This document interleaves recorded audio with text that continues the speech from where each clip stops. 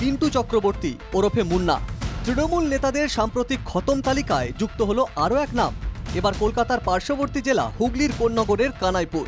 বুধবার সন্ধ্যায় নিজের গ্যাস গোডাউন থেকে বাড়ি ফেরার জন্য মোটর বাইকে উঠছিলেন পিন্টু। কয়েকজন দুষ্কৃতী তার উপরে হামলা চালায় বলে প্রত্যক্ষদর্শীদের দাবি।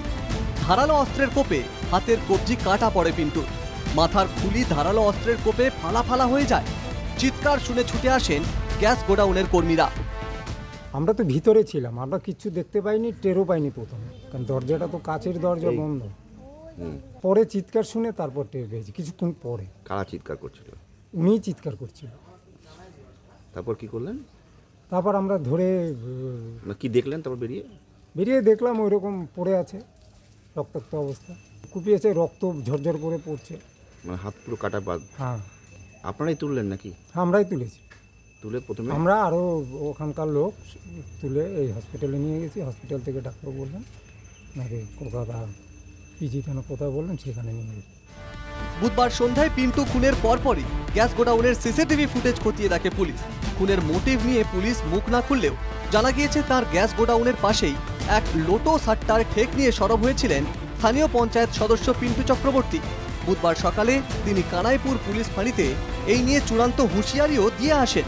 এরপরই সন্ধেয় খুন হয়ে যান পিন্টু চক্রবর্তী। এত ভালো মানুষ ছিল, ওর এরকম হলো মানে আমরা ভাবতেই পারছি না। আর ওরকম 7টা সাড়ে 7টার সময় পাবলিক প্লেসে এরকম করে ওকে মেরে দিয়ে চলে গেলো। কেউ কোনো প্রতিবাদ করলো না, কেউ এসে আটকালো না, কিছু করলো না।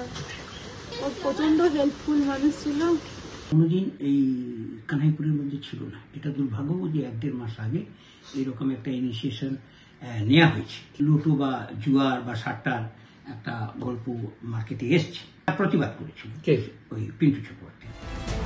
2011 সাল থেকে কোন্নগর এলাকার প্রভাবশালী তৃণমূল নেতা হিসেবে উঠে আসে পিন্টু চক্রবর্তী ওরফে মুন্না। কানাইপুর হাই স্কুলের প্রেসিডেন্ট থেকে স্থানীয় কলোনি কমিটির সেক্রেটারি ও পঞ্চায়েত সদস্য ছিলেন পিন্টু।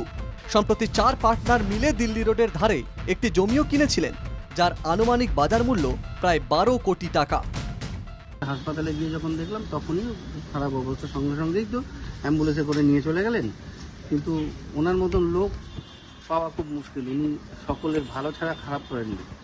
উনি কোনো সময় কাউকে বিচার করে সহযোগিতা করেন, সবার সঙ্গে যে কোনো পরিস্থিতিতে সবার পাশে দাঁড়িয়েছেন।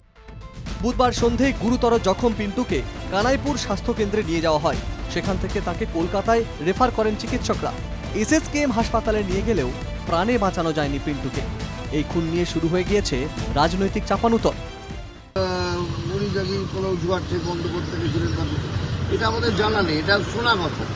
যতক্ষণ না দোষীরা ধরা পড়ছে ততক্ষণ এটা বলা মুশকিল যে কি হয়েছে।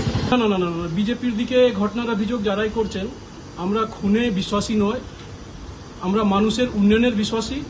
এমনিতেই তো পশ্চিমবঙ্গের আইন শৃঙ্খলা যা হয়ে আছে আপনারাও বুঝতে পারছেন যে ক্রমাবনতি ঘটছে। জুলাই মাসেই ভাঙড় থেকে শুরু করে মালদার ইংরেজবাজার, বীরভূমের সাঁইথিয়া, মল্লারপুর, মুর্শিদাবাদের ভরতপুর ও কোন্নগর ধরে মোট 6 তৃণমূল নেতা খুন হলেন। এই যে বাড়িটি দেখতে পাচ্ছেন, এই বাড়িটি হচ্ছে পিন্টু চক্রবর্তীর। এলাকায় খুবই ভালো মানুষ, খুব সুনাম আছে। সেই মানুষের সঙ্গে এরকম ঘটনা কিছুতেই মেনে নিতে পারছে না তারও পরিবার। কোন্নগর থেকে প্রসেনজিৎ ধরের রিপোর্ট, NKTV বাংলা।